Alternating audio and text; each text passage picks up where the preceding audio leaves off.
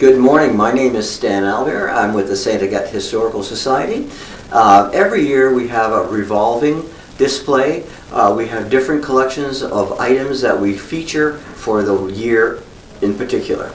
This year is objects, religious objects found in our houses.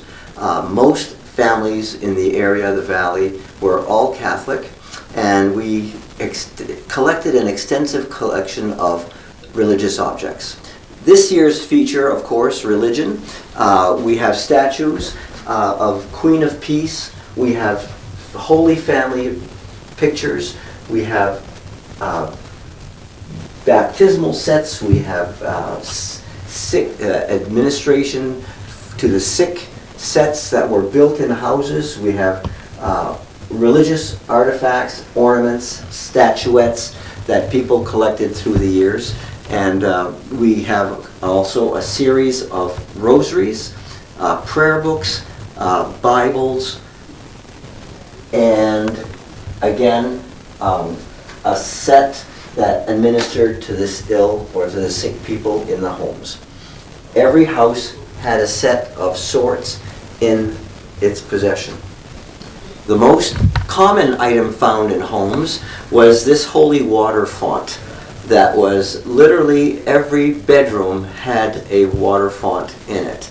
Either a child's room or the parents' bedrooms. They always blessed themselves with holy water before bedtime, and often at morning, and when they rose, they thank God that they were given another day. So they would just dip their fingers in this little bit of water, do the sign of the cross, and that was the start of their day. We also had lots of crucifixes. For instance, we had crucifixes such as this one that was found in our convent, the Daughters of Wisdom, built in 1904 to 1905. This is an original crucifix from the convent. Most families didn't have such a large crucifix, but they had a crucifix of types in their homes. Commonly found in homes was the crucifix that dealt with the sick. You would dismantle the crucifix. They had 2 candles in it. You'd put the candles in it, and there was a blessing or holy water in there, and they would anoint the sick at their dying on their dying bed. Other items found in homes was the famous palm. People who received palms at Easter, the minute they got back from Mass, they would put the kids to work, weaving or braiding palm structures to show what they could do with them. There are some that are very ornate, some that are plain, some bracelets that they would make, but the children would make these palms, and of course the parents would keep them from one year to the next and save them as relics and souvenirs. One item that we have that I found in a home in Fort Kent was this administrator or the tending to the sick. They had a sick room in most homes. When the elderly parent would die or become ill, they wouldn't send them to the hospital or to the nursing home at the time. They would have a sick set like this. It was built into the wall. The panel would open, and they would take out the candles, lay them on this table, this tablet, and they would pray in honor of the sick. This one is the Last Supper and the Pieta. And again, that was taken from a home in Fort Kent. Some people that I knew very well. We had also a set honoring St. Agatha. We have very few statues of St. Agathe. She became a saint when the Romans cut her breast off, and she became a saint. This thing that she's holding in her hand held one of her breasts.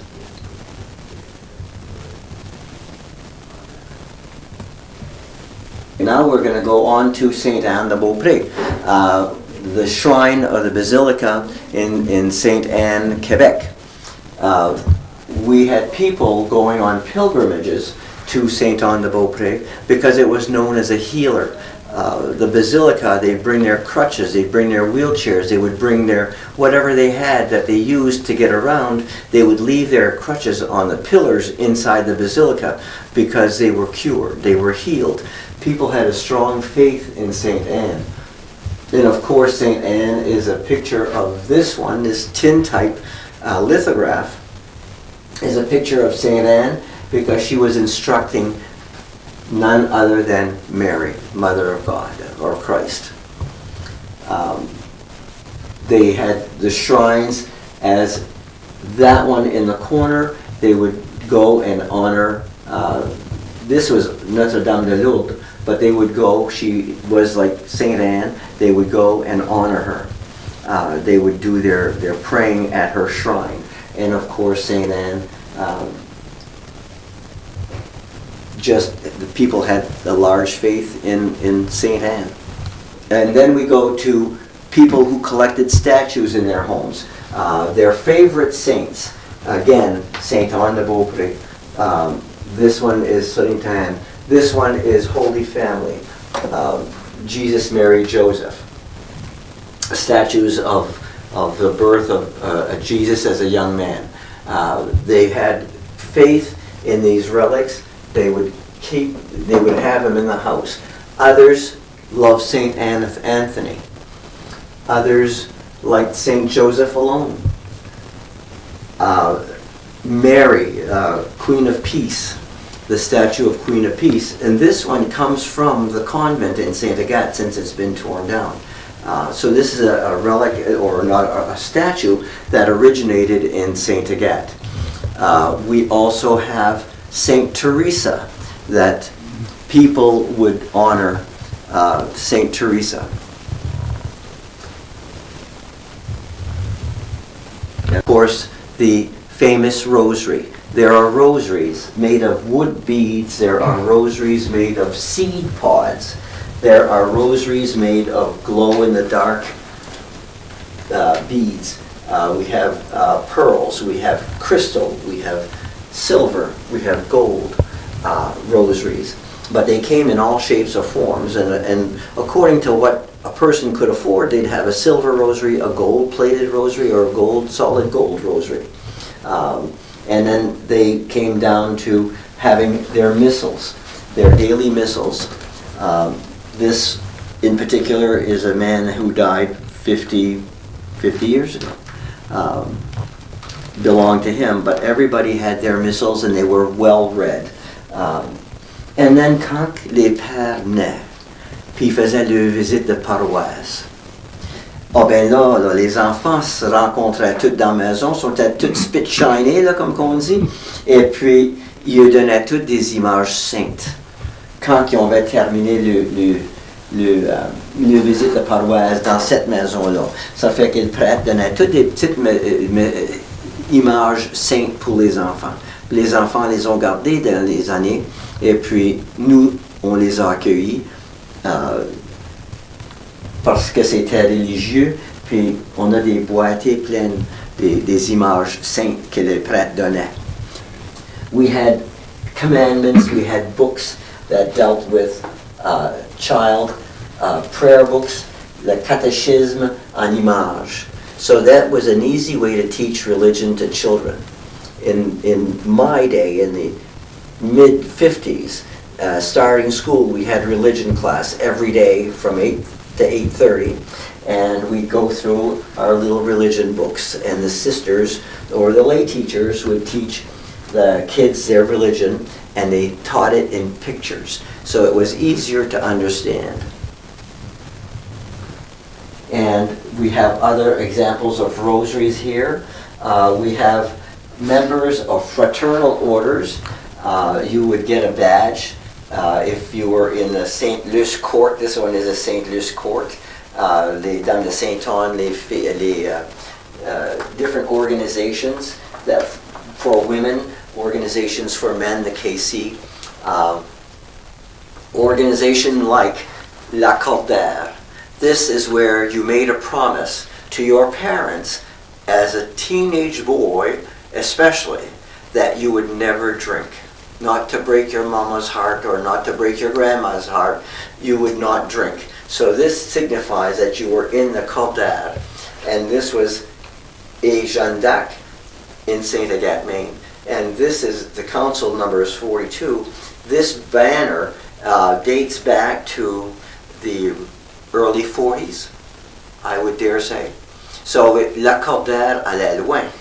And in the spring of the year, when Lent came around, every man and boy swore to not drink. And after Lent ended, if he fell off the wagon, you knew where he was going. He was going to the nearest bar or nearest house that sold liquor. So, just to say.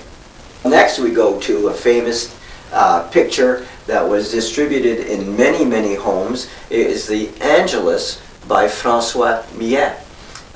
He was a famous painter in France in the 1700s, and he depicted life of the peasant people. Every noon, people would stop and give thanks to God. And the Angelus is when they would do the harvest, that they were able to harvest their products and put them away for storage for the season. And it's a tradition that kept going. Every year, every day at noontime, people would take a pause and say a prayer. And they would thank God for the goodness or the bounty that He gave them for that day. But this was painted by Francois Millet. It was widely distributed as lithographs, as copies, whatever you have, and every house had one. Every home had one. These are hand-carved boxes that resemble prayer books. This one resembles a Bible, but the carving was made to accommodate spruce gum when the woodman was out in the woods for the winter. From early December till early spring, the men would leave their farms, go work in the woods. And they would take a block of wood, or a piece of wood like this, and they would craft it, and they'd make a spruce gum box of it. And this would resemble a Bible. This box, I'm not sure who gave it to us, but it was donated to us. This one was made locally by a Mr. Anselme Dumont. I'm not sure if it's Anselme is the correct name, but his daughter gave it to us. She was married to Philip Guimont, Constance Dumont Guimont, and he carved it in the lumber camp in the shape of a missal or a prayer book, and he's got it on the writing of it, Ste Agathe, Maine.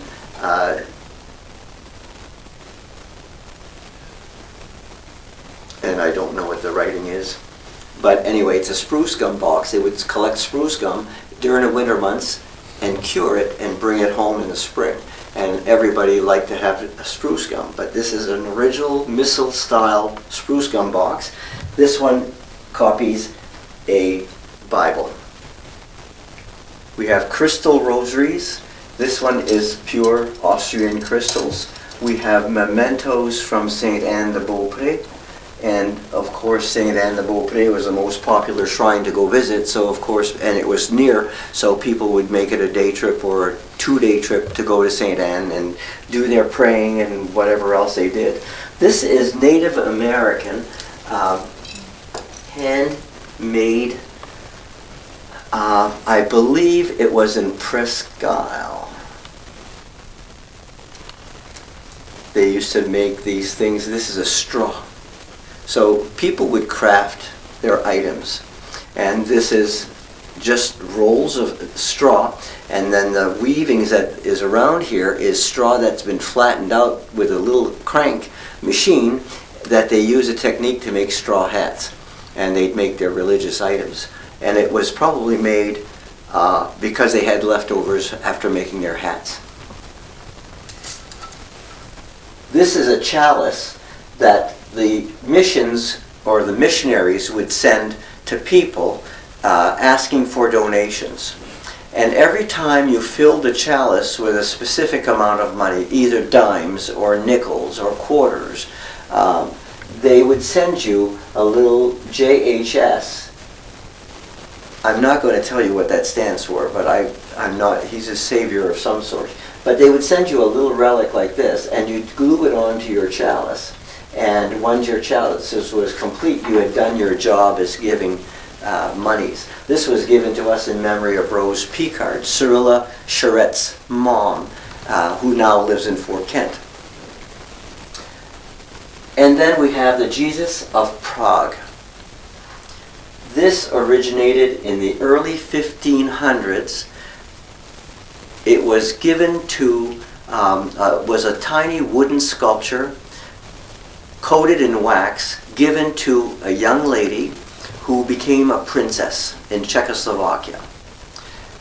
She in turn gave it to an order of friars. I'm not sure of the order, so I'm not going to tell you what it is, but she gave it to an order of friars. Tradition is that you put a penny or a coin under the Jesus of Prague if it's displayed in your home. You would never be poor. These friars grew from a small order of friars to a worldwide order of friars all over the world. And that's this folklore of it. Now I have one in my house in Madawaska that's been there for, it's cleaned every now and then, but it has a 50-cent piece, silver 50-cent piece dating back to the early 30s that my mom put there under her Jesus of Prague. And the statue has not moved. He's in a cabinet, but he has not moved, and his 50-cent piece is still underneath it. So, and she was never poor. She had riches beyond riches. Not wealth, but she had riches. Her family, her health, her husband, and that's all that mattered. So, this is the story of Jesus of Prague. And of course we have more rosaries, different rosaries. We had some that were amber. This one is sterling silver. We have rosaries in countless forms. And the famous rosaries of the Daughters of Wisdom is one that we got from Gabrielle Michaud. These were made from seed pods, and I want to say they were harvested in Madagascar. And this was the habit, the rosary that was on their habits. And if I can take one out, every section had the form of a cross. And I can't take it out, so I don't dare. With a bronze medal. And these were worn on their habits, on their left side, and they drape down. And this is a rosaire, which is longer than a rosary. It's 15 dozen, I think, or 15 tens. The king's dixième that they would say during their day. And they'd say it often. This belonged to Gabrielle Michaud, Sister Gabrielle Michaud. And of course we have a prie-dieu, a kneeler that people would often say prayers in their rooms, not displayed in the living room. It was displayed mainly in a bedroom in a corner where a gentleman or a mom or a dad would go and kneel and say his evening prayers. And to end this presentation of our religious objects found in our homes, we have the picture of the Last Supper. Literally every family had a relic or a picture of the Last Supper in their homes, because you never knew when you went to bed that night if you'd wake up in the morning. So it was always a possibility that this was your Last Supper. And I think it was just a reminder that this was Jesus' Last Supper. He gathered his disciples around him, he fed them, and talked to them individually. And this is where the story actually begins for the Catholics, and it ends with us in our families. So it's from beginning to end. This is a beautiful framed picture of the Last Supper, but they came in many forms: plasters, wood carvings, you name it, they made it. But most of the people who had a picture had it in this shape, or not too big or imposing a shape, should I say, that they would take away from their house, and it was always hanging in the dining room or in the kitchen. So thank you very much for watching our little presentation. I hope I didn't make too many gaffes, but every year the Ste Agathe Historical Society has a different display of what we collect. This year it's been religious artifacts. In years past we have homemade paintings or handmade paintings that were taught to the girls by the Daughters of Wisdom. They taught them to paint, to play the piano, to make fabric, to tat fabric, whatever they did. We have numerous displays throughout our historical society on home-made goods, weavings, how to weave, how to spin yarn, how to break flax, we have it all in Ste Agathe. It's a massive society, and you're welcome to come and visit any day. That we're open Tuesdays through Sundays. It costs nothing to visit our museum. We have an on-site original home. We have this cultural center. We just now have a school building that we're restoring.